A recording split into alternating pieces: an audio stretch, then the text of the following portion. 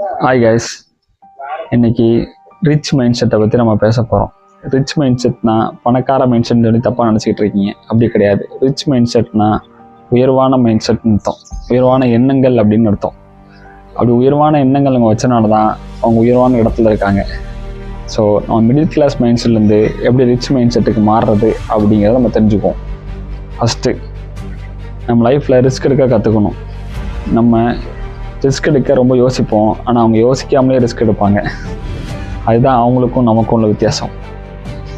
So அப்படி யோசிக்காமல் risk எடுக்கணும்னா என்ன பண்ணணும்னா, நம்ம இப்போ என்ன ஸ்டேஜில், அதாவது ஃபினான்ஷியலாக என்ன ஸ்டேஜில் இருக்கோம் அந்த இடத்துக்கு நம்ம திருப்பி எப்படி வரணும், அதுக்கான ஃபார்முலா என்ன, திருப்பி எப்படி இந்த இடத்துக்கு திரும்பி வரலாம், கீழே விழுந்துட்டா அந்த இடத்துக்கு திரும்பி இதே மிடில் கிளாஸ் ஸ்டேஜுக்கு திரும்பி எப்படி உன்னால் வர முடியும் அப்படின்னு உங்களுக்கு முதல்ல தெரிஞ்சுக்கணும்.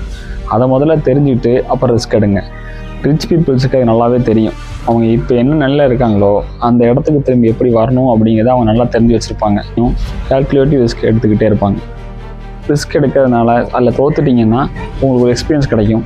அந்த எக்ஸ்பீரியன்ஸை உங்கள் வரப்போகிற ஜென்ரேஷனுக்காக நீங்கள் ட்ரான்ஸ்ஃபர் பண்ணலாம். லைஃப்பில் ரிஸ்க் எடுங்க, நிறைய எக்ஸ்பீரியன்ஸை கேதர் பண்ணுங்கள். உங்களோட ஃப்யூச்சர் ஜென்ரேஷனுக்கு அதை ட்ரான்ஸ்ஃபர் பண்ணுங்கள். சொத்து சேர்த்து வைக்கலாம்னு பரவாயில்ல, நம்மளோட எக்ஸ்பீரியன்ஸாவது அவங்களுக்கு சேர்த்து வைப்போம்.